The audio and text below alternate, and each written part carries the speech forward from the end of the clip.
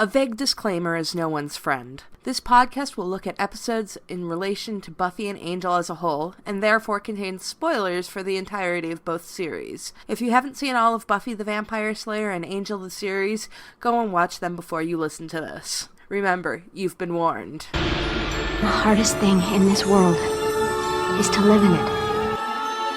That's why there's us, champions. We live as though the world were as it should be, to show it what it can be. The Earth is definitely doomed.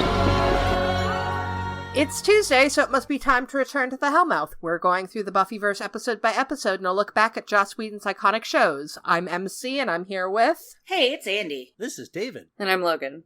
This week, we're celebrating Buffy's birthday, which is always a treat. Oh, poor Buffy. Because we are talking about Helpless, which is episode 12 of season 3. It was written by David Fury and directed by James A. Contner, and originally aired January 19th, 1999, which is, I think, one of the few Buffy birthday episodes which actually aired on what people have decided is Buffy's birthday. Huh. My fun fact for the day is, before all this, David Fury wrote for Pinky and the Brain. Oh, really? Yes, I was like, I knew I liked you. Good for him. Yeah, well, I do have some issues with him in this episode. I love this episode, but there's some stuff we will get into as we get into this episode. So, the first thing we start out with is Buffy and Angel sparring, and I get the impression that it's supposed to be sexy sparring, but I don't know. I like when fighting is sexy between couples, but between Angel and Buffy, it's just like, whatever. My comment is, don't set up the picnic before you're done sparring. I mean, many of my dates do end in sparring, but, you know. This is a different kind of sparring. Well, you never know. But yes, they're sparring, and but it's all sexy because Buffy's straddling Angel, and it's not so much sexy as sexy, if you can hear the quotes around that. Yeah, they're just so pent up. Is it just like sex, or could they like grind? Well, I'm just trying to find solutions here. I know, we talked about this, how we don't really think the curse is because Angel's aware of it now. But Logan is a problem solver, and I appreciate that. The curse, isn't actually, like, Angel having sex, because Angel does have sex several times on his own show, and he doesn't lose his soul, including with somebody that he does care about. And it couldn't, God forbid, be that it's plot convenient and they don't care about consistency. Well, I think on Angel they figure out that Angel can have sex because those are not his, quote fingers, true loves. He holds his little baby son in his arms, and he does not lose his soul. I've brought that up many times too, so yeah. Try not to peek too soon, MC. We're not going to get to that for a while.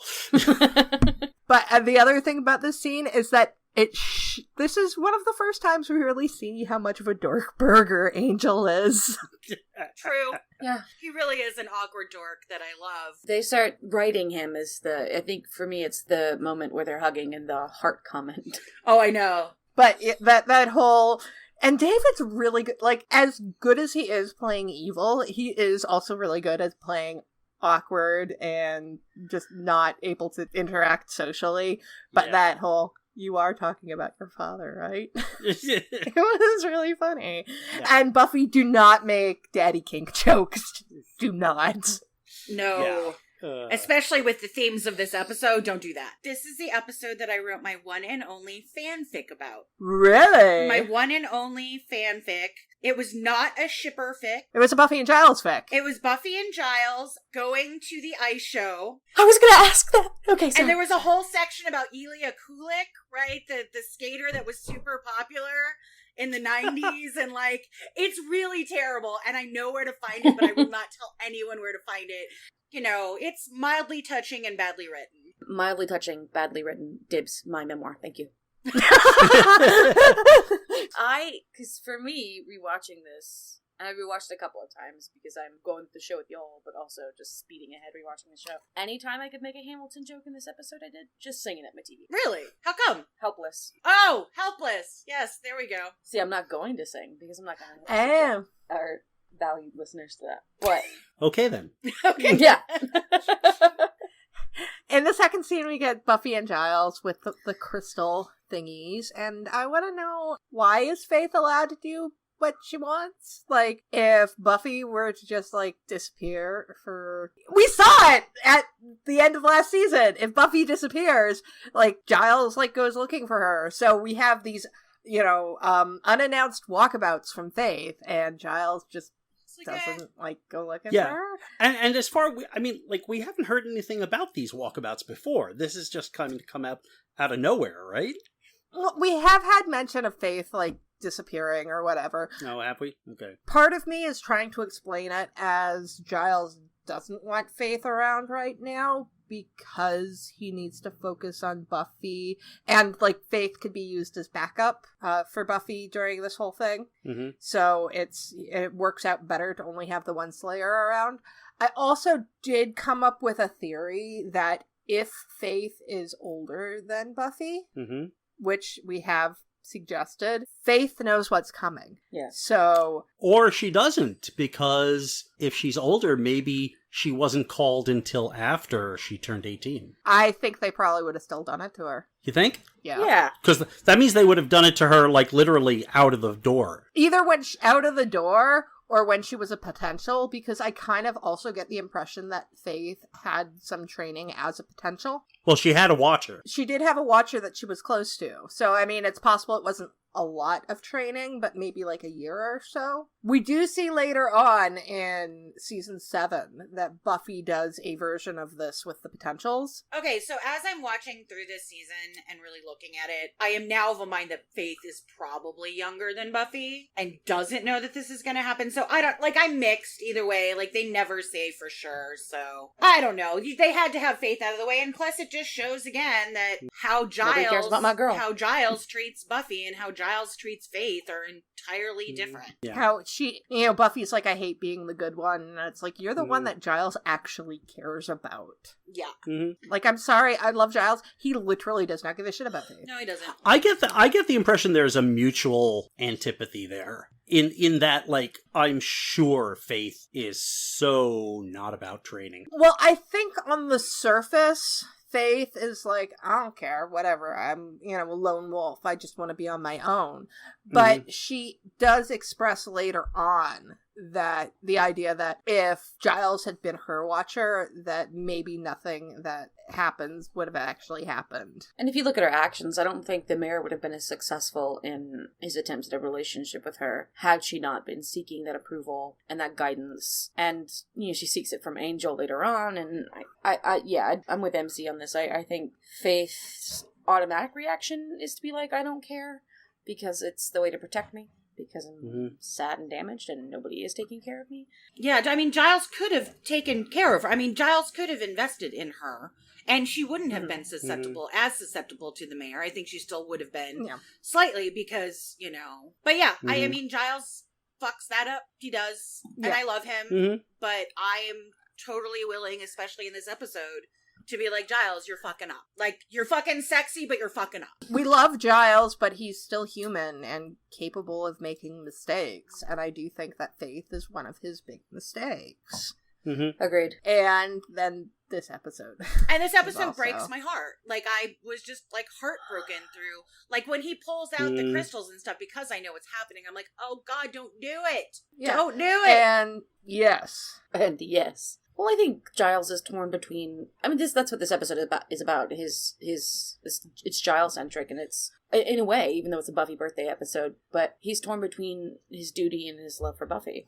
Yeah. Oh, definitely. It's a hard decision to make, and he definitely firmly makes it by the end. But yeah, and I know I've mentioned that before, is that Giles still at this point is really has this thing about, and I think it's partially because of his straying from the fold in his youth, is that now he's very much married to being a watcher and being part of the Watchers Council, even though they treat him horribly.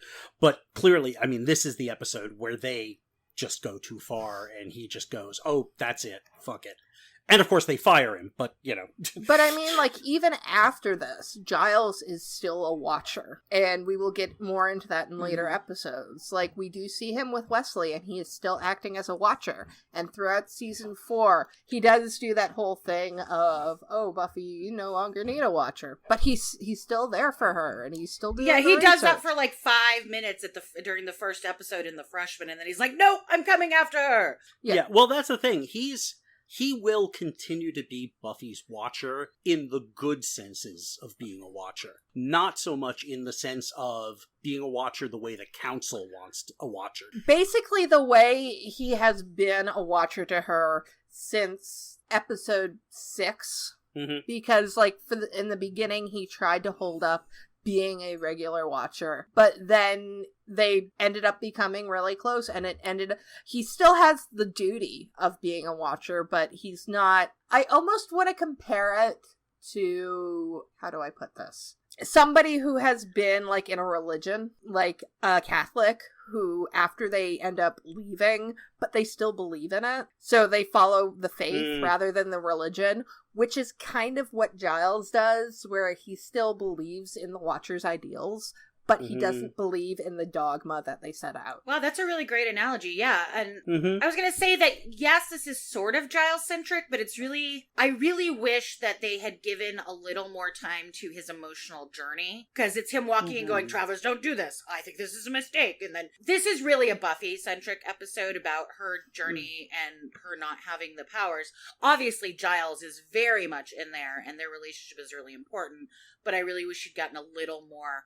But then, you know, I've been saying that they've really set up this, like, beautiful relationship. I've said over and over again, oh my God, they love each other so much, and he loves her so much, and it's all gonna fall to shit here. So they have sort of prepped us, doing some long-term prepping. Definitely. I feel like Giles has been doing that thing where you have two things that are kind of at odds, but you keep doing both of them, even as long as you can somehow compartmentalize them. And this is the episode where his loyalty to the Watchers Council simply becomes completely incompatible with his mentoring of Buffy. So, after the scene with the crystals, which I unfortunately did not have time to look up if the crystals actually have those same meanings in real life, but you know what? I'm gonna bet they don't, because shitty eye beam magic. And then Buffy ends up going patrolling, and the vampire gets the best of her because Buffy's feeling dizzy, and seeing terror on Buffy's face is horrifying. I know. This whole episode Sarah is incredible. Yep. She's so good. When later on, and we'll talk about it, when she's looking at the grounding stone, just the blankness on her face. First of all, what makes her really good is the Buffy bot. But oh my, there's nothing there. It's amazing. And of course, we'll see another vampire attack Buffy with her own stake later on in Fool for Love. One who was a little more successful than this one. But yeah, I mean, that moment where that vampire is like turned the stake on her, it's scary, because we've spent, in the first episode, we have our expectations turned around on, you know, the helpless blonde running away from evil. And so we've spent 2.5 seasons at this point being conditioned that, you know, Buffy's the hero. Buffy can take care of anything. And in this beginning, it's like this random vampire that's getting the drop on her, and she looks so scared, and that it's so unnerving. Yeah, and then when we come back from the credits and Buffy is wondering, like, what the heck is going on, you know, she's throwing the knives and they're not working out. I do wonder why the heck she's throwing knives in the middle of the library in the morning. Well, we wonder frequently what the fuck they're doing in the middle of the library. The scene with the vampire, though, that just hit me. You know, I've been complaining for, weeks about how people on this show don't just stake vampires right away. They feel they have to kick and punch them for 5 minutes before doing that. And this is like a total inversion, because the vamp is like trying to stake Buffy. Why doesn't he just sink his teeth into her neck? He spends all this time doing this thing that's totally ridiculous. Well, there might be some overconfidence there, and there might be some, like, I'm gonna stab you with your own stake and then drink the blood out of the hole that I've created. Maybe. I don't know. It's a vampire, okay? I just think it's funny that it's an exact inversion of the problem that I've been having with all the fight scenes. Yeah, I don't know. And by the way, does Buffy really know where Cuernavaca is? Apparently. I don't know where Cuernavaca is. I don't either. She said it and I was like, I should look that up. I don't know. In my head canon, that was something that they talked about in her last geography class, so it's like fresh in her head. Buffy being so disturbed by the idea of losing her powers is definitely something that is new for Buffy, because we've seen in the past, like, the first thing she'll think of, like, when Kendra comes in, it's all like, maybe I can be a normal girl, and here she actually does have the opportunity to be a normal girl, and, like, well, we'll talk about it a bit later, but for Buffy, it's really... being a Slayer is so much of who she is. It's like she just can't deal with the idea of not being a Slayer. I think that she wants to be a normal girl with powers. You know what I mean? Because it's that cognitive dissonance of like, I want to be a normal girl, but once you take away my powers, it's super disturbing because it is sort of not who she is, but it's kind of who she is. I don't know how to like, explain that well, but it's like, yes, I want to be a normal girl. I want to go on dates. I want to do all those things without all the danger, but I also don't want to be helpless. Like, you know what I mean? Especially when it's like very sudden like this. It's, Anyway. And that brings me to talking about the mechanics of what's happening to her. She's not just powerless. She's useless. Like, it baffles, like, I guess that's the point, but they're not even putting a normal person in a situation. Like, they are making her completely useless, because we've seen over and over again with the Scoobies that people can stand, if they have the wherewithal and essentially the training and the knowledge, can stand their own when it comes to hold their own when it comes to fighting the forces of evil. She can't even open a jar. Yeah, I mean, like, we see it later when she's fighting with Cordelia's semi-boyfriend, where she can't even, stop him from harassing Cordelia. Right, because Buffy, even when we see her aerobicizing, right?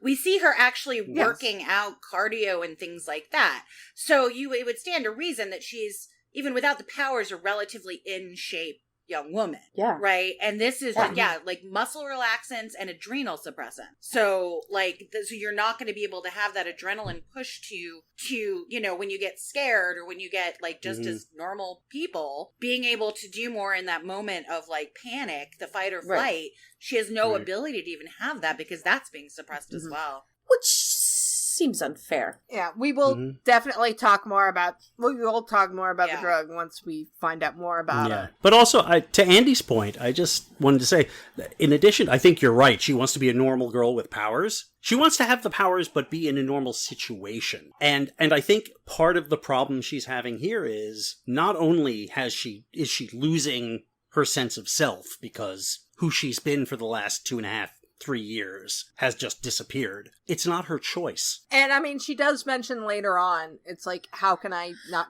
have these powers and know all of the things that I do? That's not exactly what she says, but that's kind of summing it up. She knows what goes bump in the night, and because she's Buffy, she wants to do something about it and can't. Buffy, Giles kind of waves it off as maybe it's the flu. And he's so bad at this. Oh, really? I don't think he's bad at it. I think he's... Oh, he's terrible at it. He's just that Buffy doesn't twig that there's something going on with Giles amazes me. Because he's just like, oh, yeah, it's no big deal. What? Because she trusts him implicitly. Yep, that's it. So even if he's being slightly transparent, which I actually disagree and don't think he is, she trusts him and would never think that it would do something, that this would be about him. So she's not realizing that he's being shady. Not only does she trust him, she wants it to be the flu. She doesn't want anything else to be wrong with her. And certainly we did see in Killed by Death that if Buffy gets the flu, it can really take her down. The Slayer's strength isn't going to stop diseases. That at this point, I don't think so much it's obvious that Giles is, but later when she comes back, she's like, no, really, something's going on, and he's really dismissive. That point, I'm just like, really? I know she trusts him, but his reaction is just so out of character that I'm like, really? You don't know that something's going on? You may not, obviously you're not going to think Giles is drugging me. But something's going on. And it just seems so obvious to me. Even if you say that, yeah, she trusts him, he's just really, there is at least one instance where I just went, no, that's so out of character. For him to be this dismissive of it is just, but maybe that's just me. Buffy does believe Giles at the time, and so all she says is that, she's worried that getting the flu will keep her from going to the ice show with her dad, and then she tells the gang about her plans to go to the ice show with her dad. And Buffy's so cute when she's excited about things. I cannot get behind that sweater though, with that like unnecessary freaking scarf sweater. Like, no, just no. You know what I can get behind? Willow's weird chartreuse with a side of mustard tights. No. That's like the worst color combination ever on Willow. I was like, this is the worst. What's up with the puke yellow tights is what I put in my note. They are incredible. What I cannot get behind, and this is actually my big problem with David Fury's writing in this episode, I don't think David Fury knows how to write Oz. Because Oz says some really shitty things in this episode that are so out of character for Oz. Yes! Like that's girly, and no, it's not lame because it's ice, and I'm just like, what? He would it's ice is cool. It's like water, but it's not. And I'm like, that is like the least Oz line that Oz ever says. Okay, but Seth's delivery of "it's water, but it's not" is still golden. His delivery was fine, but I don't like the way David he Fury writes Oz like a stoner instead of like this just like really calm, collected, laconic, thoughtful, taciturn dude that has funny things to say. Yeah, he writes Oz like a stoner. Yeah, I think you're right. I can totally get behind the ice show, though. Show, yay! That would be fun. Let's all go to a nice show. It's also some nice continuity because we know that Buffy enjoys figure skating, ice skating. Yeah. Mm-hmm. Although I don't think we've ever heard that Hank takes her to the ice show for her birthday every year. Until now, not. But we've only ever had one of Buffy's birthdays, and she was. We were preoccupied with a lot of other stuff. So maybe the ice show happened like before her birthday or something. I don't know. I really should go to an ice show sometime. I haven't been in years. Don't throw up on Snoopy. No, I know. Well, or Woodstock. Or Woodstock, yeah. No, Woodstock. I was a skater. Oh. So. I think this came up in the earlier episode. But yes, no, I was a figure skater in my youth. So I do actually appreciate I bet you were an adorable figure skater. I mean, you're amazing. I was a terrible figure skater. Oh, okay. Is it like... All right. But I enjoyed it. I mean, I didn't do it because I was going to be a figure skater. I did it because it was an after-school activity that I enjoyed. I've been on an ice skating rink once and nearly me died. too. It was bad. Oh, that's not the way to do it. I'm a very bad Canadian and do not know how to skate very well. I can ski, though. Don't they kick you out if you don't know how to skate? Yeah. It's because you're half American. And my American half is my lower half, and so that's why I can't ice skate. But Buffy's all excited about going to the ice show, and that leads into a scene of Buffy going home and... flowers from Hank. Yeah. Buffy, I wish the men in your life would stop disappointing you. Yes. That's what this episode is really all about. It's Buffy's father figures letting her down. Joyce, don't read Hank's note to Buffy. I would if I were. I would. Well, I mean, I'm wondering if she did. Or... She did. She says, she did? it's all in the note. She says it's all in the note. Well, speaking as someone who, is involved in a divorced household with kids, yeah, you're gonna do that. If you're Joyce and you were married to Hank and you know what Hank's like, even though you're trying to protect your daughter from it, yeah, you're gonna be like, okay, what do you have to say and why is your sorry ass not following through on what you said you were gonna follow through on? Okay. And how am I gonna prepare that child for what they may see in that note? For sure. No, I agree with you, Logan. 100%. Yeah. Okay. Though I personally feel like instead of being like, I'll see if I can get someone to cover for me at work, Joyce should have already, depending on, how long has passed between the flowers getting there and Buffy getting home. If I were Joyce, I would have already had that in place. And it's like, you and me will go. Yeah. I don't know, part of me wants to be like, well, maybe Joyce knew that this is such a thing for Buffy with her dad that maybe she'd be so frustrated and upset she wouldn't want to go at all. Or maybe Joyce just assumed she was going to ask Willow. She did try to burn her at the stake in the previous episode, so there's some residual shit there. Really funny thing, it's because I know what happens in later seasons, I started to think of the logistics of this yearly tradition between them and how Dawn fits into it. Oh, interesting. I was like, do Buffy and Hank still go by themselves, or does Dawn go with them? I think that they go by themselves. I think it's probably their... I mean, I know with my dad, he did different stuff with my brother than he did with me, and that was fine. And now we weren't two girls, fighting over the affection of one dad. It was my brother and my dad did different, you know what I mean? So, but... Yeah. And maybe Dawn just doesn't like skating. It's possible. Or doesn't want to hang out with her stupid big sister. But yeah, it is one of those weird... Because, I mean, Knowing we Dawn. literally never see Dawn interact with Hank. True. No. Oh, but yeah, my notes for this scene is seriously just Hank is an asshole, Hank is an asshole. But we knew that. Hank is the worst. And I think this is, like, the last time, like, that there's ever any mention of Buffy having plans with Hank.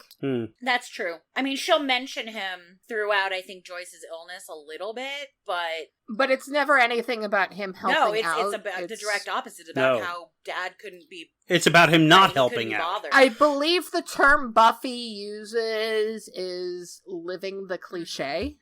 Yes. Yeah, sure does. Because he's, like, in Spain with his secretary. Terry, yeah. Bad. And we go from bad to worse because we're introduced to Quentin Traver and the rest of the Watchers. Travers is the worst. He is the worst. Well, I gotta give them credit, though. They cast Harris Yulin, so right away you know he's True. evil. Oh, yeah. I saw Harris Yulin at the theater within the past year.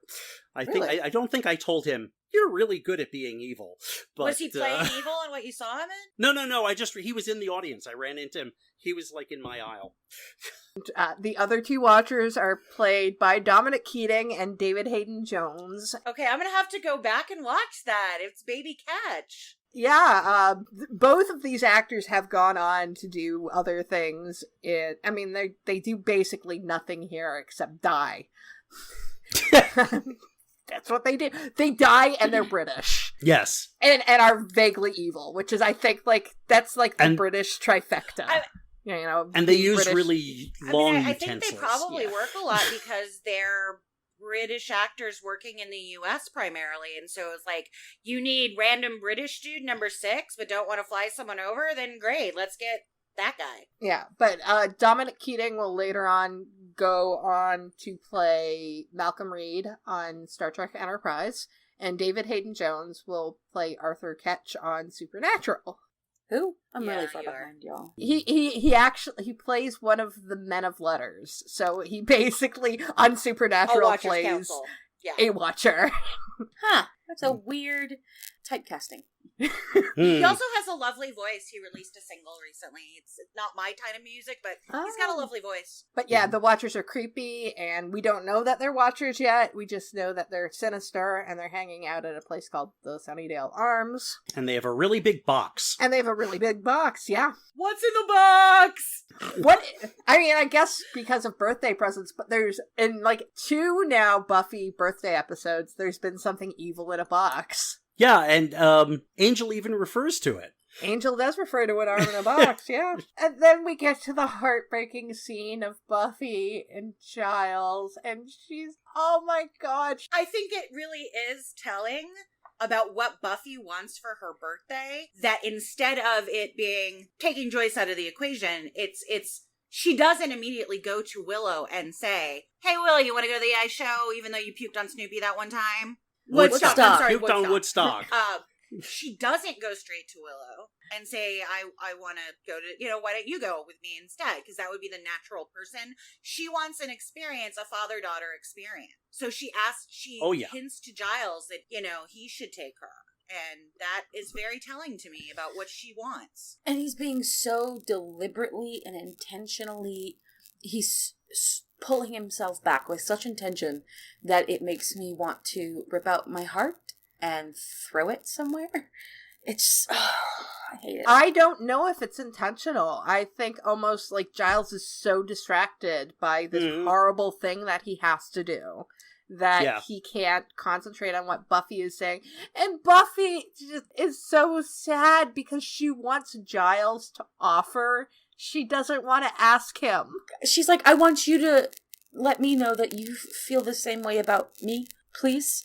And it's awful. And I remember the first time through this, I was freaked out because I'm like, oh my God, what happened to Giles? Did he go evil? What's happening here, right? Like, I know now what it is, but I'm first time through, I was worried about what Giles's actual intentions were, especially with the freaking council being there, that I'm like, what's happening? He drugs her, and I mean, granted, like, the drug is used very effectively in this episode, but I always thought that this drug was underutilized. I would have really liked to have seen, like, some bad guy, like, try to get a hold of it to use it on Buffy. And the Watchers use it on are kind Faith. of bad guys. Use it on Faith. Sake. I end up bringing it back in the Niazian Prophecies because I did an episode where Connor goes to jail for that whole, like, sporting goods store hostage situation. And Riley and Kate Lockley, who was working with him, show up and they're like, okay, you're, like, a superpowered being who is not going to stay in jail.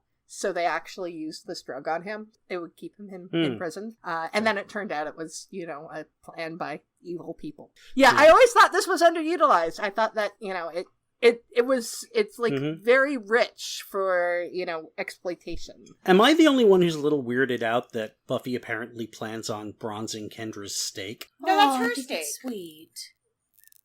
No. Well, it was Kendra. Kendra gave it to her. It was. I don't know. Yeah, I think it's sweet. I do too. It's like an honor memory for their shared experience. Oh, poor Kendra. I'm just ready to be depressed this whole episode. And from one poor girl to another because Buffy and Willow end up talking about Amy. Poor rad Amy. Oh, I know. And I'm like, yes. Willow, you are not working on it. She does not care. You are more interested in the habit trail than you are in actually de-ratting Amy. Oh, yeah. Absolutely. A person who is her friend. And from what we saw in Gingerbread, part of her coven. Now, to be fair, habit trails are kind of cool. Truth. But, yeah. You can put them up on the ceiling and stuff. Being a person is cooler than a habit trail. Right, yeah. No, I never understood why Willow doesn't ask Giles for help, de-rat, or he even offers. Like, okay, we gotta de-rat Amy. I know I'm not like a super wizard or anything, but he knows spells, he knows magic, he knows research. Why didn't she be like, Giles, help me de-rat Amy? But whatever, nobody really cares about Amy. And he should know someone who should be able to do this. What about Michael? Oh, poor Michael. Poor left behind Michael. Yeah, we could have brought Michael back. But Willow's just being her ass of a self, which will come up more later on. What? I'm sorry, you know, I have my problems with Willow. Kind of starting from now, I'm gonna be less impressed with Willow as we go on. But do you know who I am impressed with? Cordelia fucking Chase. Yeah. Cordelia's great. I mean, like, I just love that she starts beating on the guy. Like, and I don't think it's her actual beating on him that makes him go away. It's like the fact that she's just like, you know, I'm sure she didn't actually hurt him, but she, all the same. Cordelia's actions from the very beginning just shows what kind of character Cordelia is, because he is being very aggressive with her, and she's just not putting up with anything that she is fighting against him. Even, like, when he starts to get physical with her, Cordelia is still fighting. There is just, she's completely strong. There is a recurring theme of, how could I put this? Like, women, what is the Margaret Atwood quote? A man's worst fear is that a woman will laugh at him. A woman's worst fear is that he'll kill her. I mean, I know Cordy's not in danger of being killed, but it's that kind of aggressive masculinity that Buffy and Cordelia in this situation deal with through this entire episode. I think this is part one of that. Mm-hmm. But Cordelia is a badass, and I love her. Yes. Yeah, she handles it so great. Yes, like, that's how I handle shit like that. I'm like, No, it's so great that Buffy does her whole arm grab, which we have seen her do many times before, and it's always worked out in her favor. And the guy just fucking throws her. It's like, oh my god. What the fuck? Into a bench. Why is he not expelled? Like, I understand this is and then Cordelia just beats up the guy with her little fists, and I love it. And yes. And then Buffy realizes that something is really, really wrong, and she goes to Giles, and I think this is the scene David was talking about before, where Buffy is really concerned and terrified of not being the Slayer, and Giles, first of all, fuck you, Giles, for saying throw like a girl. Thank you. I know, I'm mad at Giles too. It's rife this episode. I'm like, y'all, being a normal girl isn't like synonymous with being weak. Please stop it, 1999. I'm gonna maybe not defend Giles, but I think he says it that way to specifically kind of get something across to Buffy that, like, it's an ironic throw like a girl. I don't think he really means like, oh, you throw like a girl. He's like, because the way they say it is, she's like, I throw like, and he goes, you like a girl, and it's like, I think he's making a very bad attempt at kind of, in a way, he's kind of making Buffy feel worse about what she's saying, so that's not good either. But I don't think he's trying to say, I don't think he's trying to use the actual throw like a girl statement as such. It still comes off as a little toxic masculinity. Still not good. None of this is good. And he can't look her in the eye, right? And he can't, Sarah, Buffy is looking at him with so much trust in her eyes that, like, she's certain that Giles will fix it. Like, her look and her face is like, I know that Giles will fix this or figure out what it is. And the look of trust is just heartbreaking. And the fact he can't look her in the eye because he knows he's broken that trust. No. Her whole body language, the look in her eyes, it screams, help me. Mm-hmm. And you're the one person that can help me. Yeah. But Giles is obviously disturbed by all of this because the next scene is Giles and the Watchers together. I have said this in previous podcasts, and I will mention it again because this is the episode where it's relevant. This whole thing, the Cruciamentum, is so to get rid of the old Slayers. Mm-hmm. To get rid of them. When they stop listening, when they're no longer manageable. Absolutely. Exactly, yeah. Because, I mean, we see this happening. Buffy and Faith are both 18. Like, let's say that they're the same age, like, separated by a couple of months. And these are the Slayers that we see go off on their own. And we later on see with, like, Nikki Wood. Nikki Wood was very independent. So you have, like, these 14, 15, 16-year-old girls who are very malleable to older men and, yes, will, become warriors for them. But by the time they become adults, they're gonna have some fucking questions. And opinions. Yeah. As they come in, yeah, right. How far be it from women to have opinions. You are, like, what's beyond 100% correct, MC? Because that's what you are.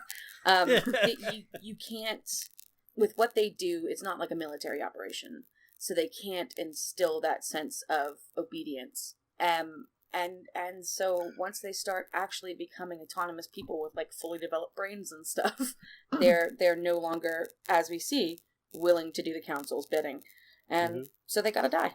And if a vampire won't kill them in the line of duty, then they gotta do it themselves. And based on the way that Travers speaks about Buffy, he never says her name, by the way. The child, your charge. Yeah, your charge, the child, the, girl. He calls her girl. And I know, yes, she is a girl. She's in high school.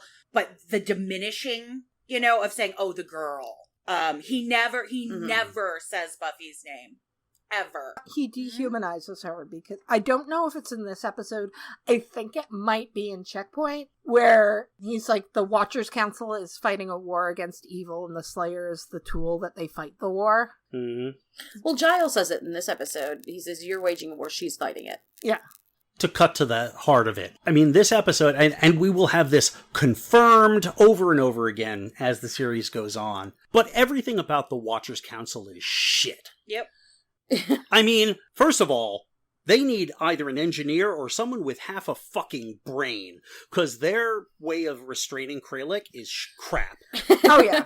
It is like, I'm sorry, that's just, no. when Kralik gets out, is Travers ever concerned about what might happen to the anybody? rest of Sunnydale? No. No, it never comes up. And it's like, it's complete... Sorry, I'm having an aneurysm now. I am going to bring something up. Certainly people have talked about Joss's obsession with superpowered girls who are, broken in some way. But if you look at Buffy and the Watchers Council versus River and the Blue Sun group, there is very much kind of like the same attitude with them. So you have the Watchers Council who are using Buffy essentially as a weapon. And then later on in Firefly, you get the Blue Sun group who have crafted River into a weapon. So it's almost like Joss decided to take the whole dynamic and crank it up to 11 by having her River be tortured and broken down. And put into space. And in space. The other interesting thing that we find out in this episode is that vampires can have chemical imbalances. Right? Which is interesting. Yeah, like we have seen disturbed vampires before, but Drusilla's problems were all handcrafted through torture by Angel. Mm-hmm. And Kralik, while there does seem to be some external sources to his problems, he definitely suffered trauma through his mother. But you don't take medication like that unless there's a chemical imbalance involved. Right. Now, there's clearly something wrong with him physically that he needs the medication. Which is something we've never seen before, and let's be honest, we'll never see again. Yeah. The only time we're going to address mental illness in this show is to make a villain. Great. And that's not how pills work for a chemical imbalance. You're not just like, pills, I need them right now. Like, that's just, like, not how those pills work. Unless they're, like, a sedative. That's not how pills anxiety work. Disorder. I mean, of course, it's completely unclear what exactly is wrong with Kralik. Right. So it's shooty I-beam mental illness. I wish I had that kind of mental illness. I was going to say, that's what I call my depression. When I have a manic episode, I really wish I could shoot I-beams. That would be amazing. Well, that would be cool. Oh, it's shooty I-beam. That's just going to be our new thing, where everything is shooty I-beam. Whatever, yeah. It's great to see Jeff Kober. I love Jeff Kober, the actor playing... He's so good. Very good. He's always so great and so menacing, and he's just one of those character actors that I've been seeing. I remember him all the way back from, like, some episode of, like, what's the one with Michael Landon where he walks the earth as an angel? Whatever. Highway to Heaven. My mom loved that show. And I remember him from an episode of, like, Little House on the Prairie. Like, he's been around forever, and he's just super solid. And they're gonna bring him back, but, like, I really enjoy Jeff Kober. He plays an excellent kangaroo human hybrid. Oh, in Tank Girl? Tank Girl! Oh, yeah, he is in Tank Girl. He's really great in that. He's precious. Yeah. Man. He's sweet in it. He's not a little monster. I know, which is great. Oh. It's a good... Yeah, no, I enjoy Jeff Kober a lot. And I'm always just like... I always know there's going to be, like, a good and sort of nuanced performance underneath all the whatever. So, yeah. Hey, Jeff Kober, come on our podcast. Yeah. No, I do have to say, Kralik is, I think, one of my favorite one-shot vampire characters. Yeah. He because you get a personality from him. And he does his menacing in such a way that it makes... He does it in such a way that... And I don't know if this was Fury's intention when you talk about the helplessness people who present as female often feel existing in the world. But he plays his character in such a way that it evokes those feelings of that weird mashup of dirty and fear and disgust that aggressive aggressive masculinity and toxic masculinity can make you feel existing in the world. He does it really well. I think he's sort of like a proto Caleb in a way. Nathan Fillion's character in season 7. He's got that same kind of like put you on edge with that total toxic masculinity thing. And I think that is a theme in this episode. I don't know if Fury meant that, but it comes out in a reading of it for sure. I think he does a wonderful job, especially during when he's talking to Joyce about his mother. Yeah, it's like we will get to that scene. But just to speaking of his performance, he does this wonderful job of being clearly unbalanced, but not overplaying it. He really hits the mark. We only see him briefly in this scene, and then we move on to the gang trying to figure out what's going on with Buffy, and we get another scene of Oz being a little bit off from who Oz is, but I do actually enjoy the kryptonite conversation between Xander and Oz.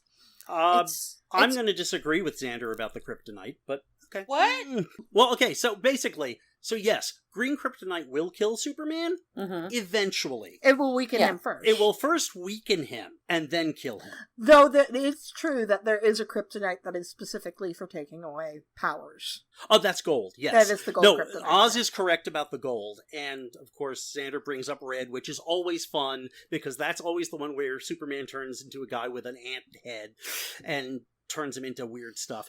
But they don't bring up white kryptonite, which I believe only affects plant life. Yeah, well, there's like 50 billion types of kryptonite. I knew you'd know this, David. Back in the day, there were only like 5. There was the ones mentioned, there's the white, and I believe there was rainbow. Does that make Superman gayer? That's for Pride Day.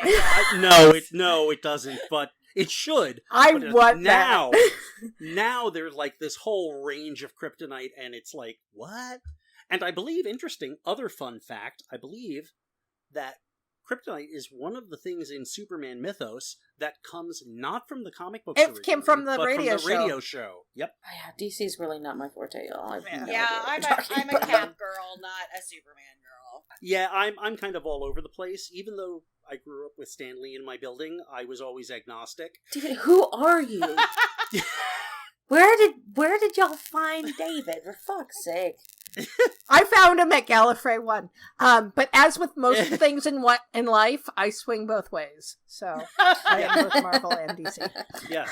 I am, in fact, this week, I am finally starting to read DC Rebirth. I do love that the gang is trying to help. They are trying to help. We don't see a lot of them in this episode. No, we don't. There really isn't a lot of them. For the little bits they see, they are very helpful. I do have a question. What's up with Willow's toque? Oh, the hat thing on her head? Yes. They wanted to let y'all know it was cold. In the library? In a hat with a pom-pom.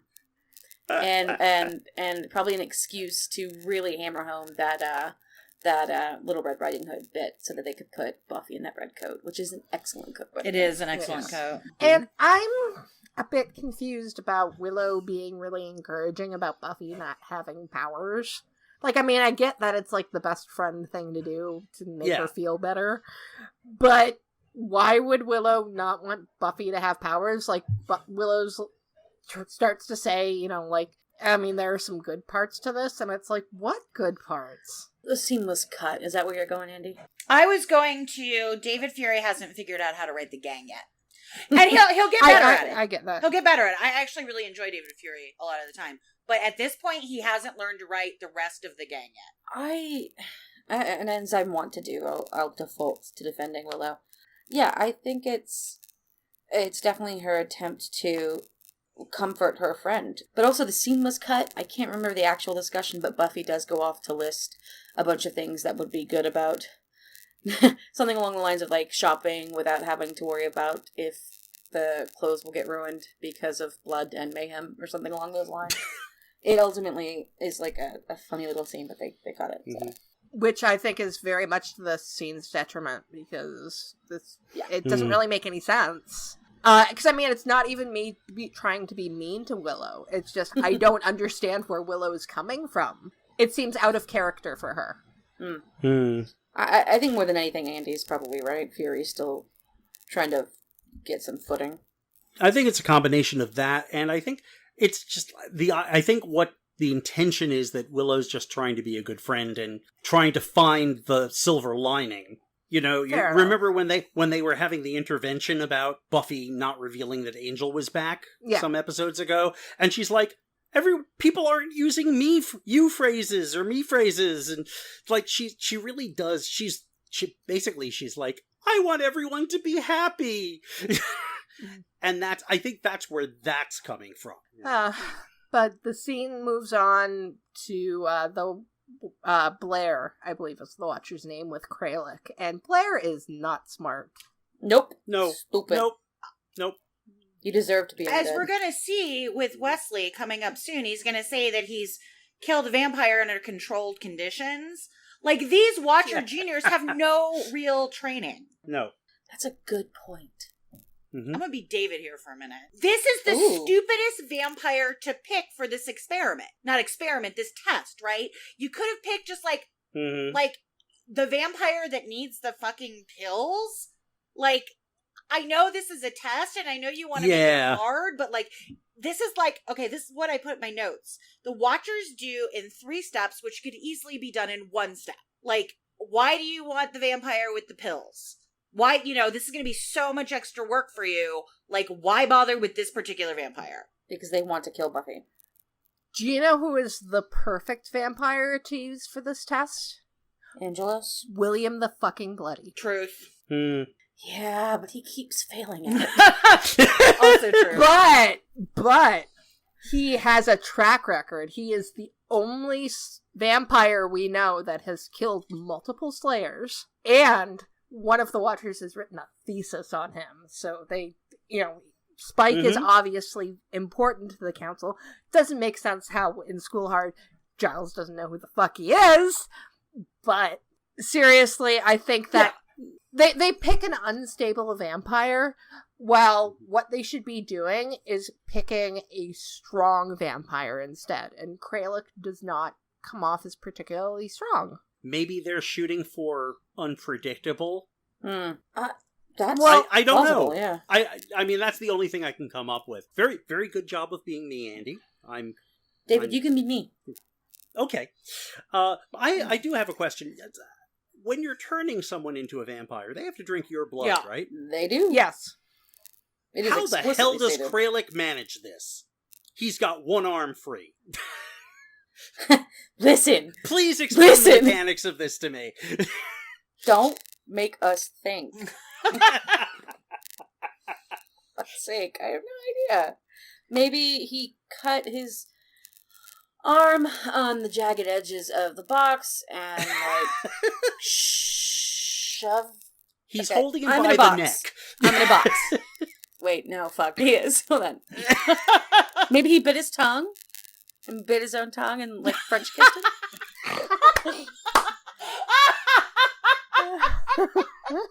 No. You can always count on Logan to come up with a really great explanation for things that can't be explained. Mm-hmm. I accept that headcanon. Headcanon accepted. Yeah, French kissing works. Yeah. Yep.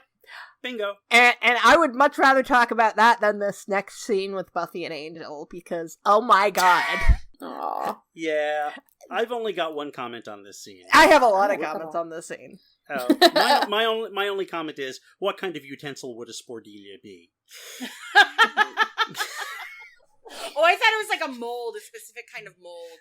Spordelia. Well, I was going spork here. Yeah, no, so, I can totally see yeah, I have feelings, and here they Same. are.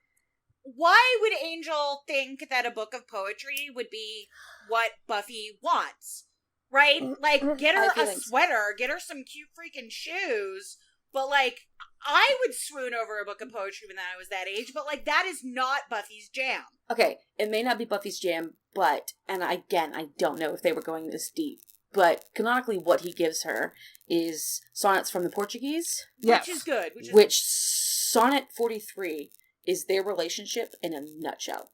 I'm not going to, abuse it by reading it, but maybe we could put it in the show notes, and if anybody wants to go check it out. But it ends with, I shall but love thee better after death. I know that poem. Oh. I know that poem. It is Angel's feelings for Buffy wrapped up in a neat little package. It may have been intentional, that one specifically, but yeah. See, and I just assumed that it was he gave her what he wanted to give her and really wasn't thinking about what she would want. Oh, I'm giving him some credit.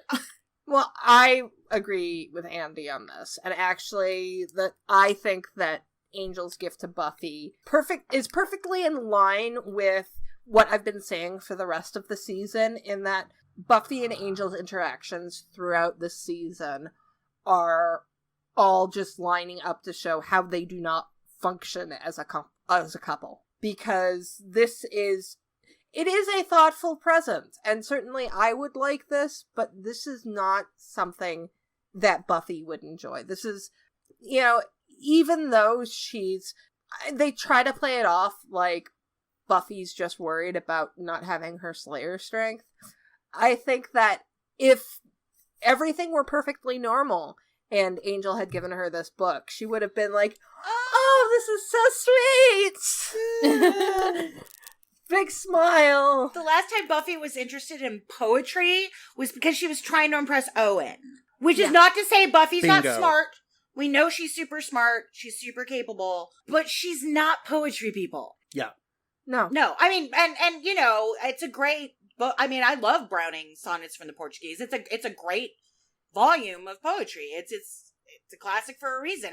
I would be like, swoony, swoony, McSwoonerson. But I was like dark, brooding, like, gothy teenager. I'm not Buffy with, how she is. We do see Buffy interact well with school at times, but it's never with English. That's not her bag. She's interested in like history and stuff. Psychology. That she's good in her psychology class. Yeah. She does make a joke about English season 4 when she's going in and taking whatever that colonel or general's name hostage to get Riley and Oz out. The Burrows or something. Yeah, something. William And she's like, Burroughs, was I the only person awake in English that day? Yeah. So I'm giving Angel credit here, and I'm taking it as him telling her how he feels about her in the broody, gothic way. Okay. I can definitely see both sides for sure. Like, I mean, it's definitely, I think Angel's trying to find a meaningful, loving present, but also it's not a present that it's a thoughtful present, but it's not one's designed to really. That's something she's gonna put on her shelf, pull it out, and be like, Angel got me this, and maybe read one poem. She's not gonna be like, wow, this is a killer new pair of boots he got me. I'm gonna wear these every day. But she literally drops it when Kaylee attacks her, and like the next scene, it's gone. It's gone. I don't think she went back for it.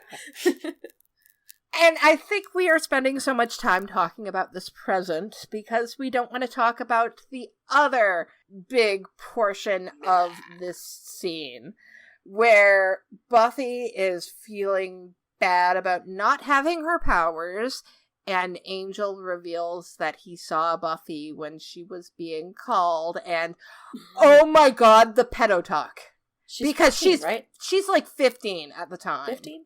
Yeah, I think she was 15 when because if she turned 17 in season 2, then she was obviously 16 in season 1, and everything at Henry had taken place the year before, so she was 15. She was 15, Angel was, I know he's like 200 something, but physically he was 26. So, like, even taking the vampire stuff out of it, he was 26 years old, physically 26, lusting after a 15-year-old kid, because he wanted to protect her heart. Fuck you, Angel.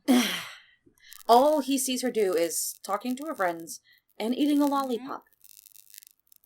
I'm sorry, how is she showing her heart? I mean, did he see some sort of, like, existential loneliness in her eyes from afar as he skulked in the shadows and checked out this 15-year-old? No, because she had no existential loneliness in her eyes at that point. She was Spordelia. And if we recall that scene from Becoming Part 1, I believe they showed it. Mm-hmm. But it was one of the Becoming episodes. With her hair in pigtails, with the lollipop, and they make her look so young. And the way Angel talks about her... But the way Angel talks about her as someone to be protected, it's so creepy. It's Nabokov. It's not cute. He's a vampire, so he can see hearts. That's what it is. Also, he's a fucking creeper. He is just... This is just, like, creepy as hell. It is just like... It was creepy as hell in Becoming. Yeah. But, like, getting to see Buffy hear about it and react to it, it's like, wow, this takes it to a whole new level. Yeah. What fun. Ugh. Well, I mean, also, you have to take into account the fact that I don't care what happens in Angel Season 4, which I know is weird to hear me say because I love Angel Season 4. But the whole idea of Angelus and Angel being two different people, that's bullshit. Because Angel is Angelus with a restraining bolt, basically. So all of that, like, creepy rapist stuff that Angelus has, Angel has that in him. He just has something telling him not to do it. So the impulses are still there. So Angel's a fucking creep. You know what? I regret defending him. He's just a bad gift giver. Oh, God. Could we not? Ugh. Great. Angel has issues. Fun talk, guys. I'm gonna just try and chalk this up to, at the time he was subsisting on rats, so he was not in a good place. Being hungry makes you a pedophile. Have a Snickers! Yeah, that must be what it is. Oh my God! The worst. You get a little pedo when you're hungry. Come on. The worst. Basically, commercial. this scene is a Snickers ad. Oh, God. It is. And I will turn around on Angel as a character, but Angel and Buffy together, like, when I say that I don't like Buffy and Angel as a couple, it's because of shit like this. Yep. Mm-hmm. It's gross. Yeah, I mean, like, Buffy and Spike might have their issues. They have massive issues, but I feel I feel like they are on a more even playing field, because, I mean, Spike is, younger than Angel physically, and met Buffy when she was older, so... Right, he meets Buffy when she's 16, but he doesn't get the hots for Buffy until she's in college, at least. It's Spike, not Angel. Yeah, I mean, there's... Yeah. Yeah, and they definitely have their issues. Yeah, no question about it. Oh, yeah. Yeah. Anyway. Yeah, not defending any of that, but yeah, this is kind of the reasons why Bangle not my thing. Yeah. And so then we get another little scene of Kralik, and he's free now, even though we don't really know exactly how all of that worked, but he's turned Blair, and Giles then finds out that Kralik is loose, and I do like the little bits of Giles in this episode. I mean, like, there's not a lot of Giles, but what we get from Giles is good. So, in the scene where Giles goes to the house, unlike in other instances that we have criticized, specifically David, the first thing he does is basically make a stake. He takes the railing and he makes a stake, because we've been criticizing the fact that nobody carries a fucking stake. So, Mama didn't raise no fool, that's why. Right. Conversely, however, I will fault Giles for not realizing that there's something seriously wrong right off the bat when, like, nobody answers him. It's like, no. And then what I'm really curious about is, what did Kralik do to the dead Watcher that makes Giles look like he's about to vomit? Well, we only, like, see his arm, and it's, like, covered in blood. So right. I mean, we don't see anything, given what Giles has seen in his work. Like, what did they do to him that made Giles, like, physically ill? I don't want to know. I don't want to know either, but I am curious. It's weird. Okay, so from this point on in the episode, what we're looking at, and it's incredibly well done in terms of the visual style, the darkness and light aspects of it, like, this is one of the Buffy episodes where I am legit scared.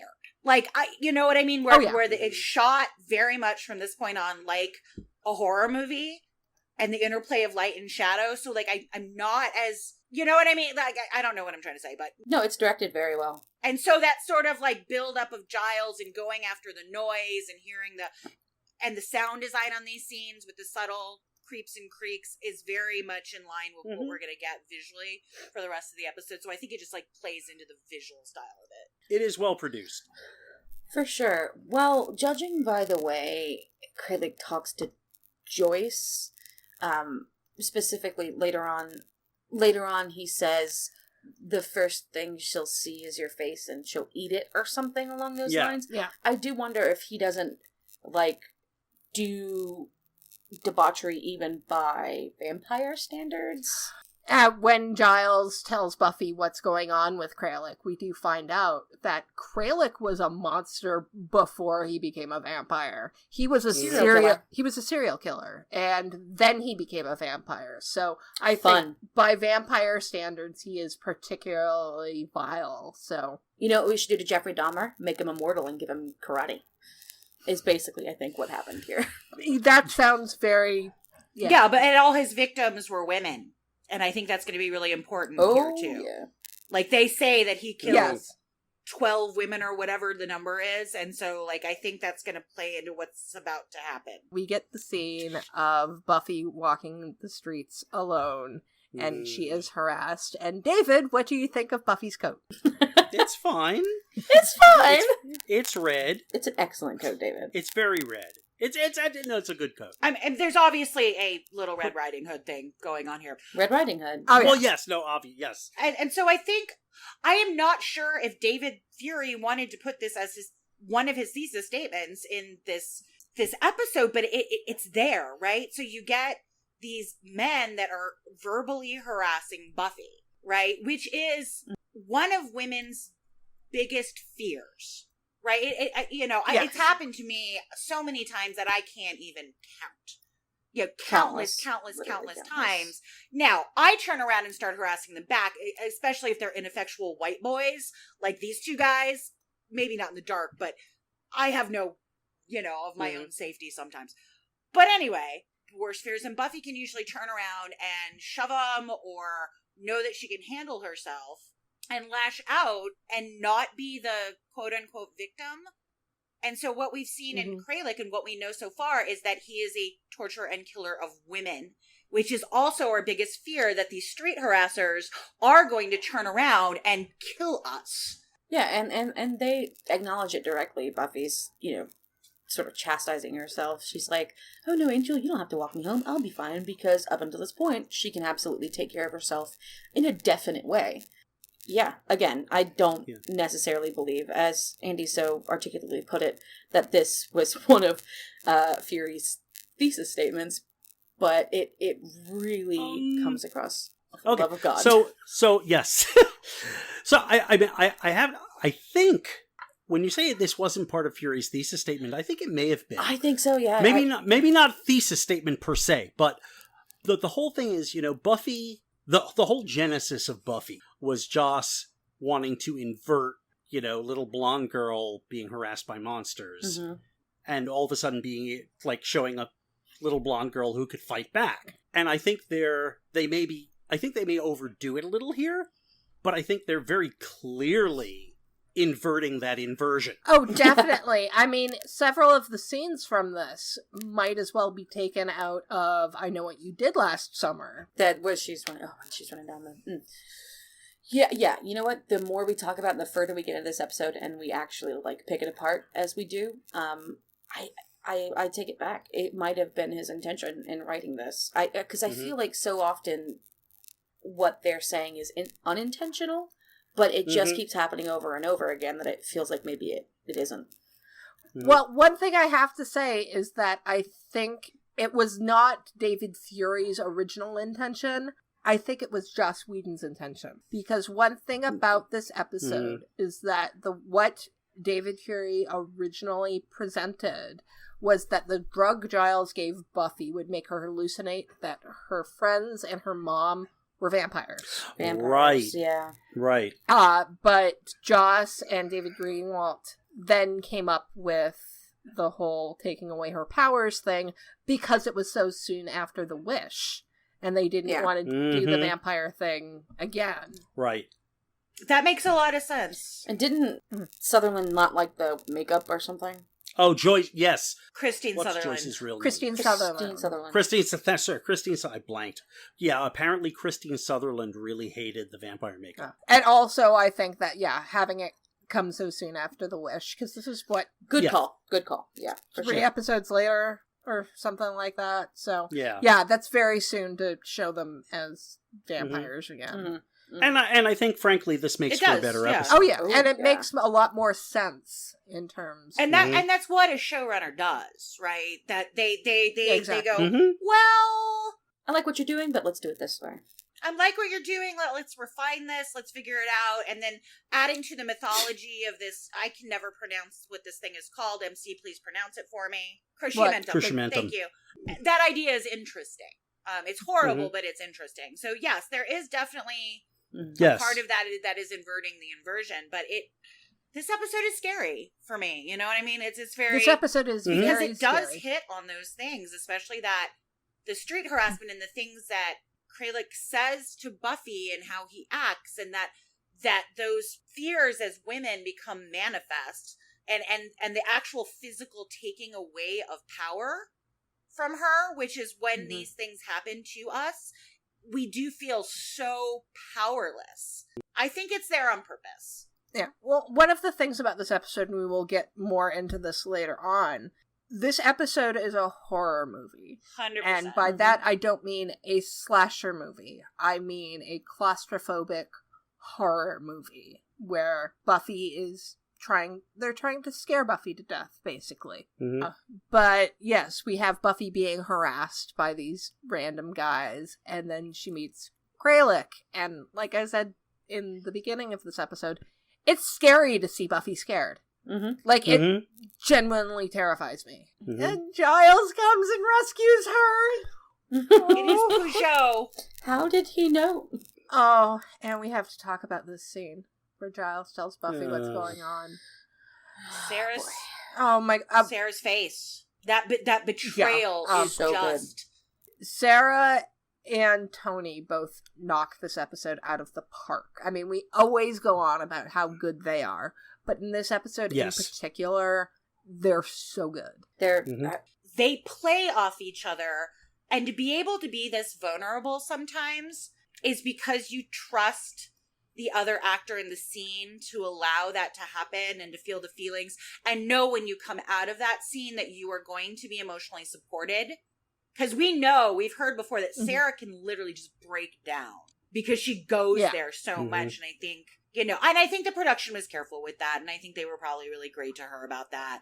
But knowing that Tony is there to be able to do this with is probably got to be pretty comforting. Because he's a pro. They're both like super pros. So, but they're both amazing. They're just so freaking amazing. They are. I love Cordelia's, for a lot of reasons. I like Cordelia's appearance in this scene, but as Buffy's parting line, "I don't know you," the cutting it with humor, which is part of the show. It's Buffy, but I wish they'd let us sit in it a little longer. Yes, Earlier, she does say, "Who are you?" And the way that's it. Betrayal in her. Well, this is even before Cordelia comes in.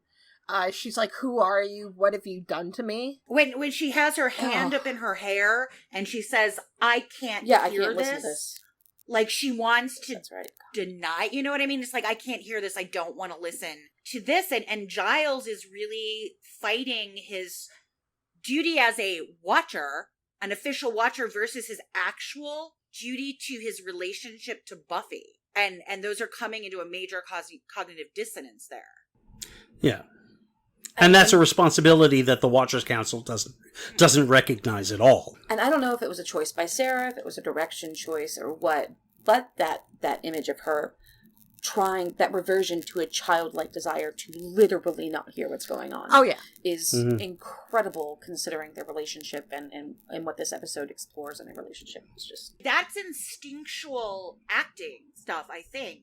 I don't know if a director can definitely refine a performance, but I can tell that, Sarah is reverting into a childlike stance and wanting to protect herself. And I think that's all just like actor's instinct and her just being so good at her job. Well, when she says, "Who are you?" you cannot convince me that Buffy did not want Giles to respond with pulling off his mask and saying, "Actually, I am Ethan Rain." She so desperately wants it to not be Giles, because Giles could never do this to her.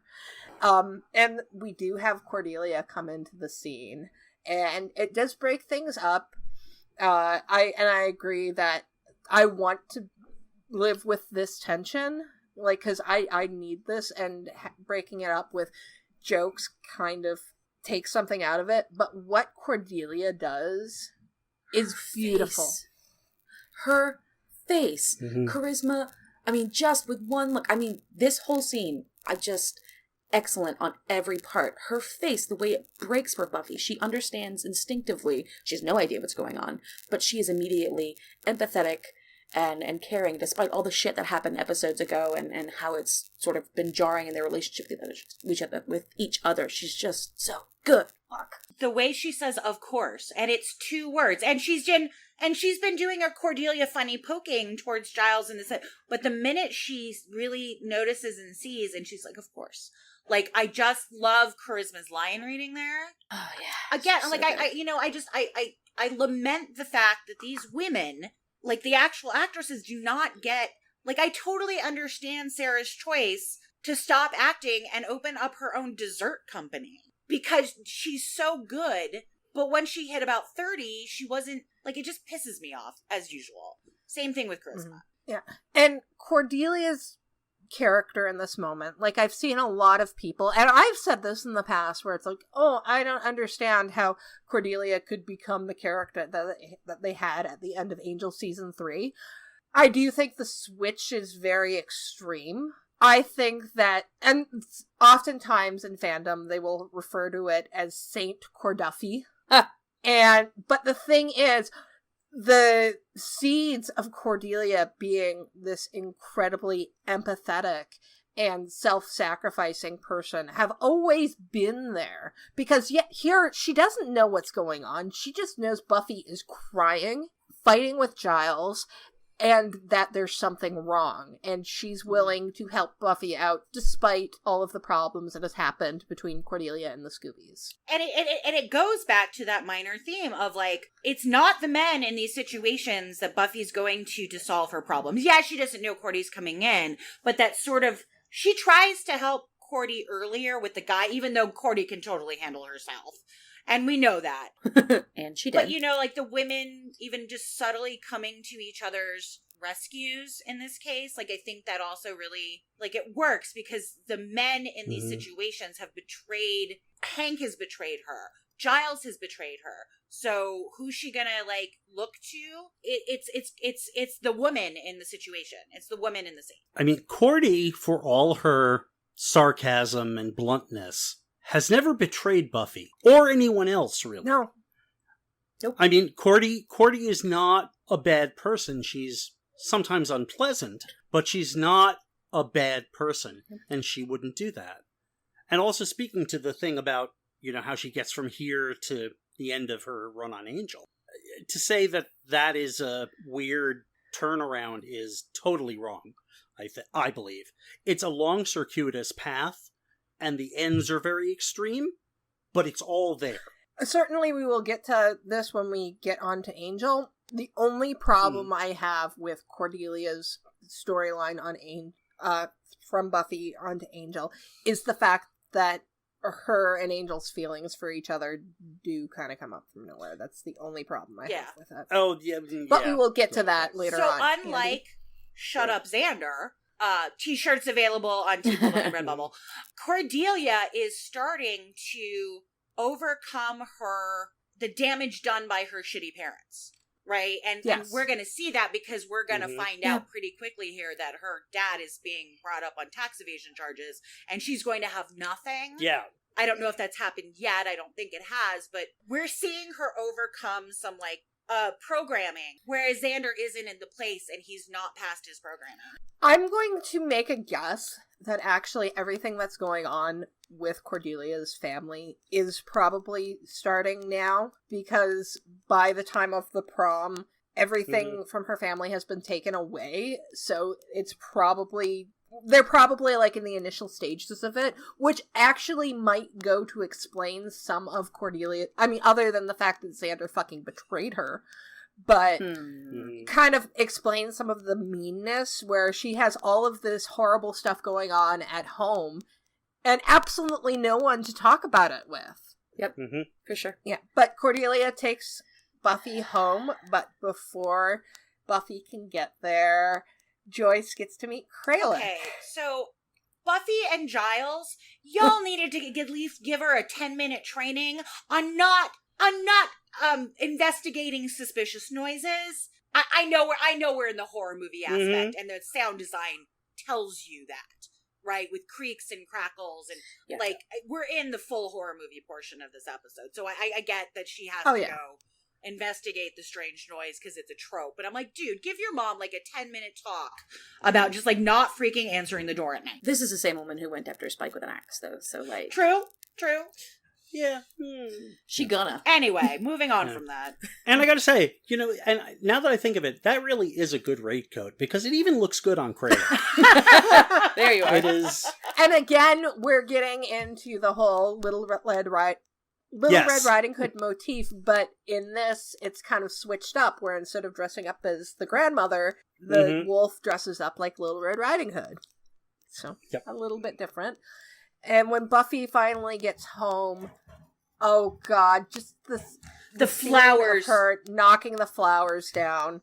And boy, that's a badly made balloon. Thank you. Because it deflated really happened. fast. It's in my notes. Mylar balloons last for 1,000 years. Yes. Worst balloon ever. Of course, Hank would give her a shitty Mylar balloon. Right. Yes. It's like, even in that small scene where she throws in the trash, it's basically saying, I have no father. Exactly. Yes, and for sure. Hank or Giles. Yeah, it's fitting that she should do this now rather than when Hank first betrayed her, because it's not about Hank, it's about Giles. Yeah. Well, I mean, you think you can fall back on someone. It's not fall back. You think you can rely on someone. She's like, okay, fine. My father's been distant more and more and more. But this is the person I can trust implicitly and without reservation. And yet, you can't. Yeah. And yet. And we get another example of the fact that the powers don't make Buffy the Slayer. Buffy makes herself the Slayer, because the moment she figures out that Joyce is in danger, she's gonna go off and take care of things. She puts on her overalls of sadness to go take care of the problem. She does.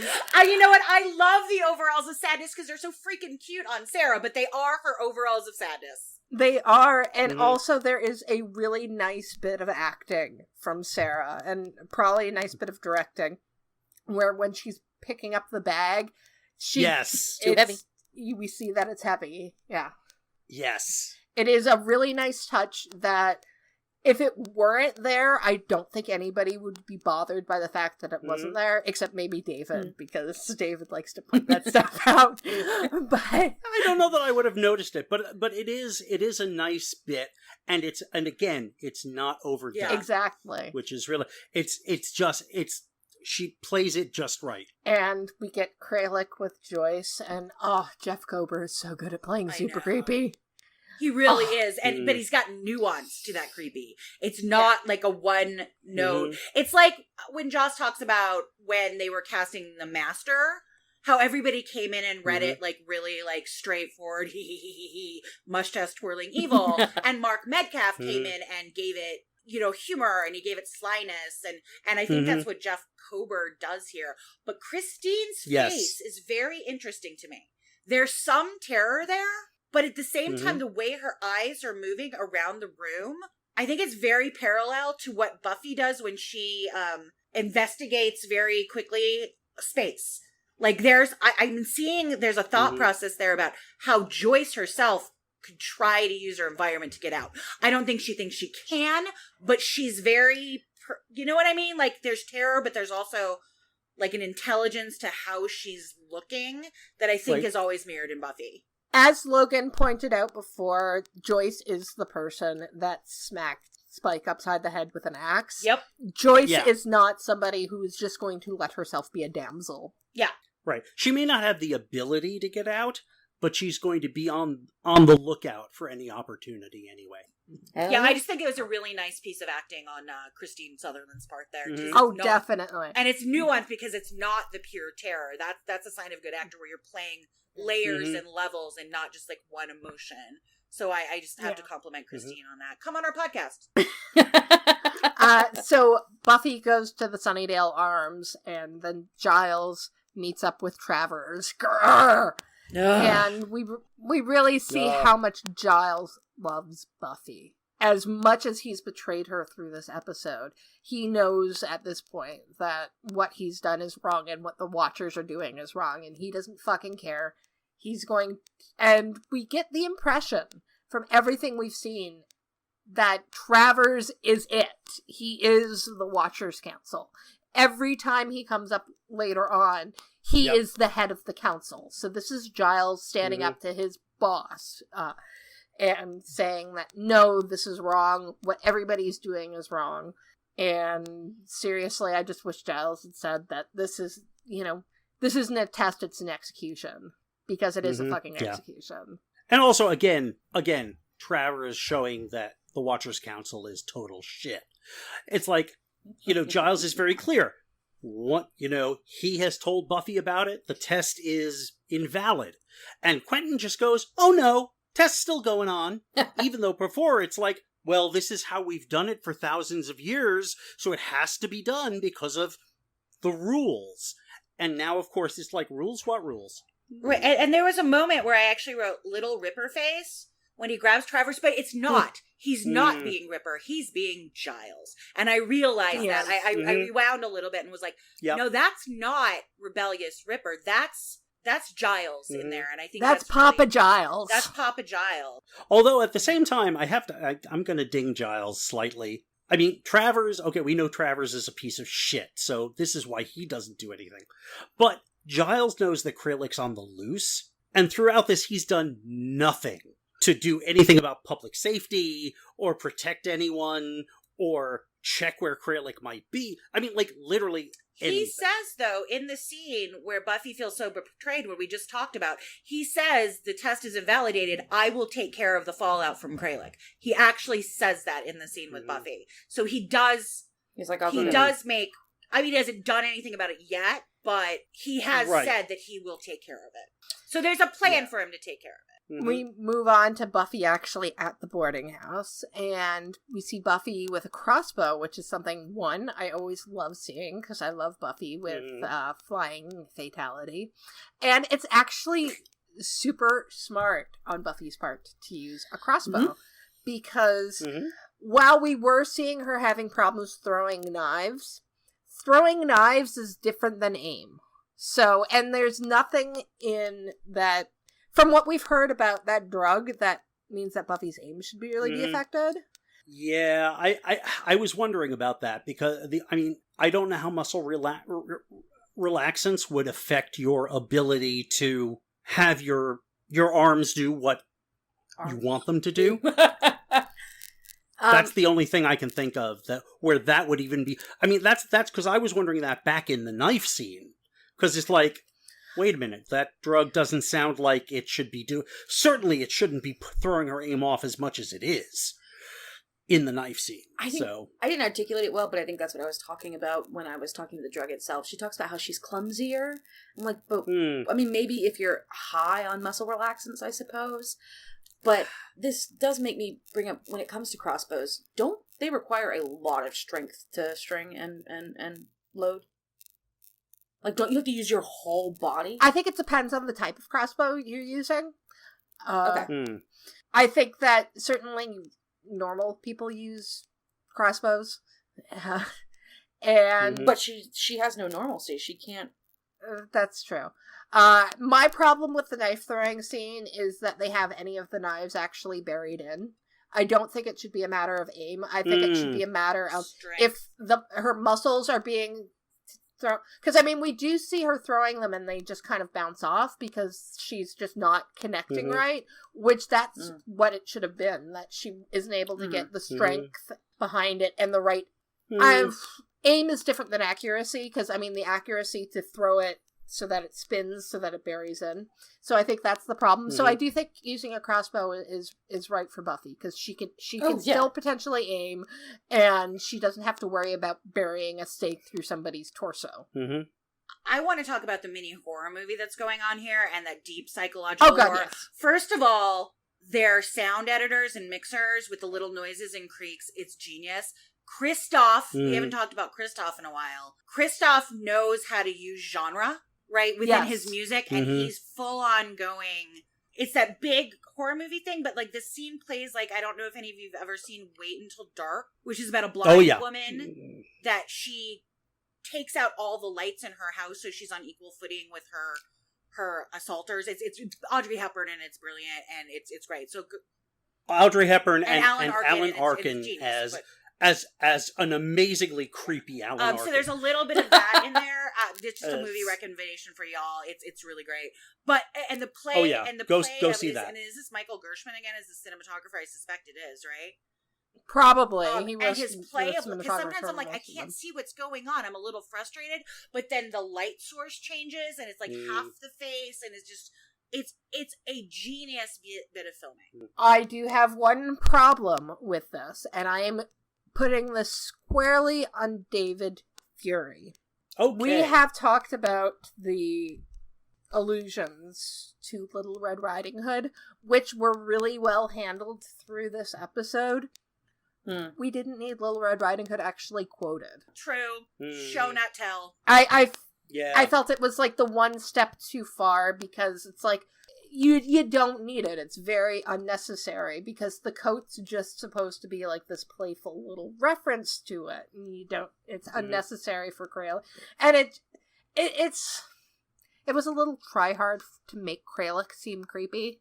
And it's like, no, you've already got me on the creepy. Well, you got me when you cast Jeff Kober. Well, yeah. Right? It's like, bless him. Casting can be like 80% of your work as a producer or director. You get the right person in there, and you can show and not tell. And one thing that happens in this scene is, oh my god, the pleasure he gets from being burned by a cross. No. Oh, yeah. Oh my god, it's beautiful acting from him. Because, I mean, like, you can write that and it can come off completely wrong. But the way he plays it is just so... And I mean, I'm not trying to shame anybody for kinks, because, I mean, if people get off on pain, that's fine. But he makes it seem so unsettling. He's forcing Buffy to give him that pleasure. Yes. Yeah, it's not about mutual kink involvement of, we both like this. And Sarah's face. She's so disgusted by it. It's just so, and horrified. She's like, oh god, what do I do if these things, the only things I can do, are really blowing up in my face? Again, it's that thesis statement of women's worst fears, right? The thing that you think you're going to be able to use to defend yourself, even slightly, is the thing that is making the dude get that much more excited about it. It's so gross. Now I just got it into my head that Spike actually suggested that they use crosses once, and Buffy was just like, hard no. She's like, hard limit. I'm not putting it out on my kink checklist. Nope. That's a hard limit. Been there, don't want to do that. Yeah, this fight is so good, because this is not a kicky, fighty, punchy thing going on. It's so claustrophobic and dark, and it's all about chasing the little morsel around, and and the room with all of the Joyce pictures. Yeah, oh god. It's got basically a 7 vibe, Fincher 7 vibe going on here, and I don't know when that came out, but you know what I mean. It's got that, the shadow play, light, dark. Early 2000s. Because a lot of the lighting is very bright in some places and then very dark, really inky, shadowy. Why are you laughing at me, Logan? I'm not laughing at you. I'm just imagining Kralik going into, like, a fucking camera shop and buying a Polaroid camera, because where did he get it? Where did it come from? That's a really good question, though. That's a great question. I mean, of course, here's the thing. He didn't go into a camera shop and buy a Polaroid camera. He went into a... Well, I mean, actually, in 1998, you probably didn't need to go into a camera store to buy a Polaroid. You could probably buy it at a corner store. But he went into a store and he killed a clerk and then just took it. And a lot of cartridges. Yes. So many. A lot of He's a planner. Well, he's been locked up in that box. He's just like, I know what I'm gonna do. Don't have anything to do, I'll make plans. Yeah. Bless. Alright, sorry y'all. I was not laughing at you, Andy. I'm fully on board. But and then we get Buffy's, like, excellent moment of Oh my god. The holy water. Buffy's And so I don't know smart. how holy water works. I don't even want to go there. But I was gonna say, yeah. but It burns them on contact. How did he not notice immediately? true. But the Yeah. fact Why that was she it? does it. That is that. Oh, fuck that, yeah, it's great. Again, Buffy's It's- really great at assessing her environment. Assess the situation. It's one of my favorite Yeah, it kills is in one of the my show. favorite yeah, kills for in sure. the show too. Yeah, But, it is really clever. I will nitpick a couple of things, though. David, how? This is so unlike you. I know. Given all the talk we've had about how her coordination is off and how she can't even shoot a crossbow straight, how does she get through that little space to go down the chute to get down to the room where Well, Joyce Giles is? hasn't dosed her in a And- little while. I always suspected that there was another Maybe. dose he should have given before she went into the field of play, as Travers calls it. And maybe it's where, I don't know. Maybe. The other thing is, this is a production nitpick.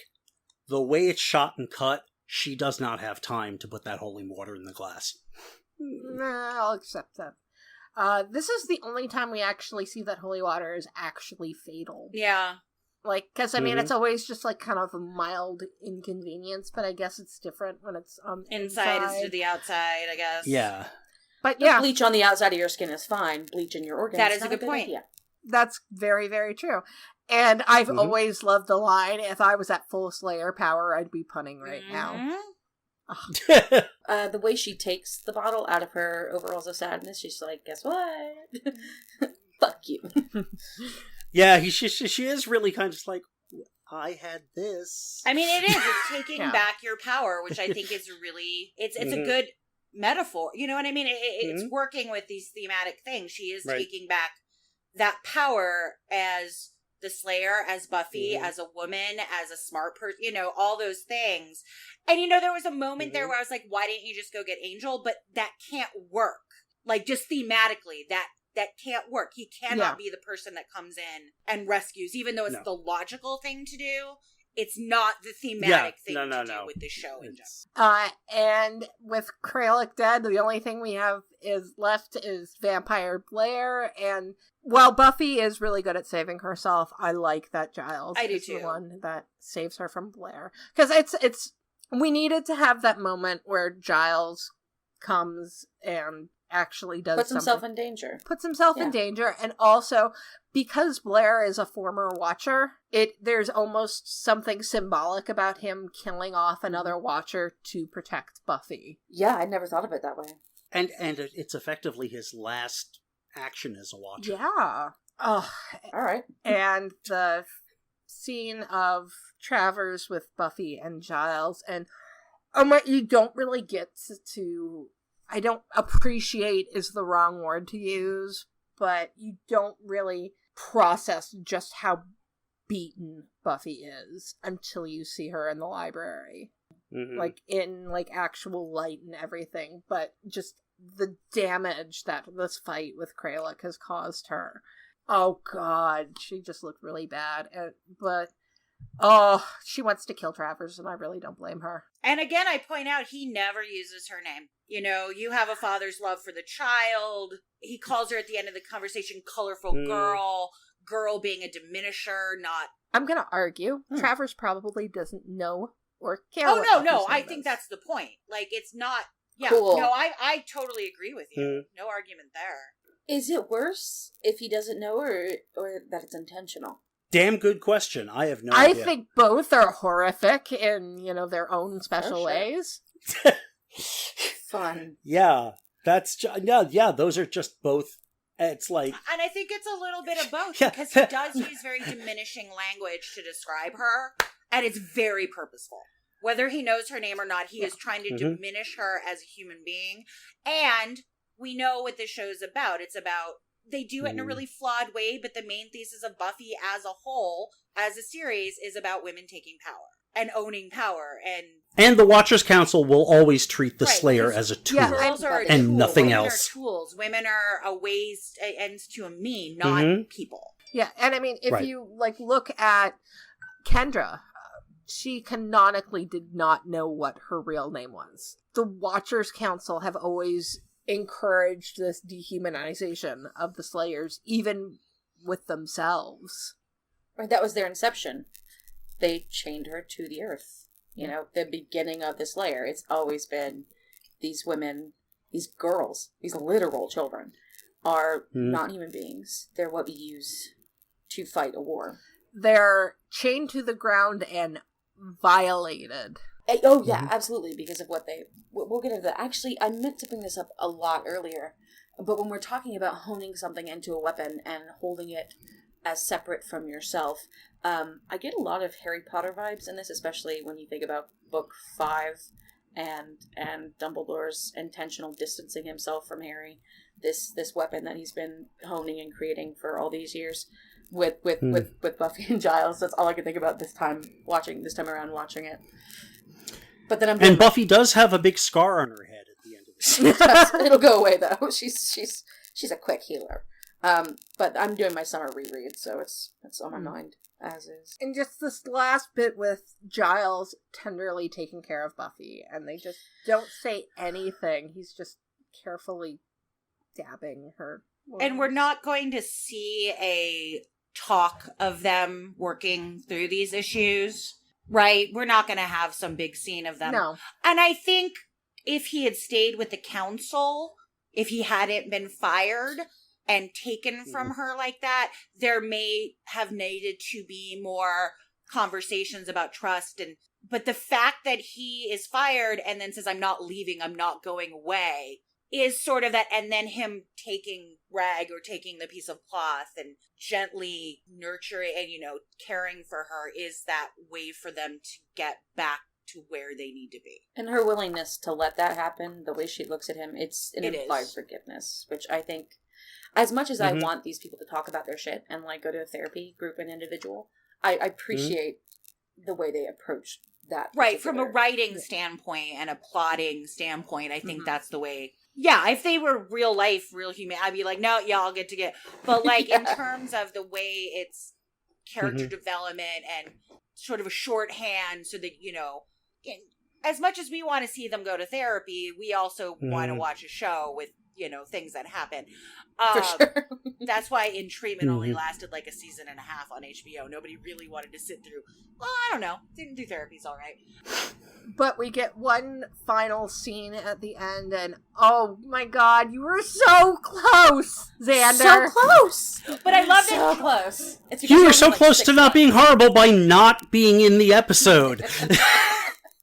I love that Joyce is super proud. She's like, no, you tell it. You tell it better. Joyce is very proud of Buffy in that moment. She's so beautifully proud. I love that. Mm-hmm. Yeah. But yeah, I mean, Xander, he was, they did have some Xander scenes in this episode. They weren't a lot, they were a little bit, and they were so close to getting through an episode where there was no toxic masculinity from fucking Xander. Mm-hmm. But then at the very end, he comes through with the shut up, Xander. Of course, they do make a point of undercutting. Yeah, I think that's the thing where he immediately turns to Willow and asks for help. Yeah. Turns to another and I woman. think in this case, and yes, fuck you, Xander, shut up. That's a very purposeful toxic masculinity line from the writers. I don't think it's them, because a lot of times Xander's toxic masculinity, the writers don't even realize what they're doing. In this case, it's very, very purposeful. Yeah. There's the Watsonian versus the Doyle, right, where I do get annoyed by the writers a lot of the time when they don't realize they're writing Xander with this toxic masculinity. But then I'm always fucking pissed with Xander about it. Because what Buffy is like, you're loving this, aren't you? And Xander is relishing in it. True. It was like, Xander, your friends' powers have been taken away so she could be fucking terrified, and you're enjoying it just so you can open up a jar for her. And also, I would like to protest the jar that they used, because it's peanut butter. It is a plastic... It's got grippy thingies. It's a plastic peanut butter jar. Nobody ever has had problems opening up those jars. It should have been the jelly jar. It was me. I've had problems opening up a peanut butter jar. In my defense, at the store I had dropped it, and so it got off its track. It got off its that's a different situation. Track where you could open it, and I did have to have my companion open it for me, and then I felt like less of a woman, actually, when I had to ask him. So it's happened. But not like this. Okay. But that's a very specific thing. So special. I will point out that I am bad at opening jars. But I mean, like the having trouble opening jars. I mean, that's usually like the glass jars. It's not I'm just being Andy. Because I actually am about as coordinated as Buffy is without her Slayer power. Final thoughts on this episode? Good episode. I mean, really, not cheery by any means, but it's a good episode. It explores a lot of really important points to the mythos and to Buffy and Giles' relationship. And it's a very solid character piece. I think Sarah just sings in this episode. She's so good. And, and after the, wiping of the blood off her head, it's like, it sucks that she went through this, but it actually opens her and Giles up to having, I have a note, what did I say? He can act as her watcher in a good way, right? He can act as what a true watcher should be and not what's prescribed by the council and the behavior and the shutting off of emotions and seeing the Slayer as a tool, which he's been building for. And this actually leaves them on a foundation to have a better relationship and a more communicative relationship and a relationship of equals instead of a hierarchy. So I really, but this is all Sarah's episode and she's brilliant. I think you're exactly right.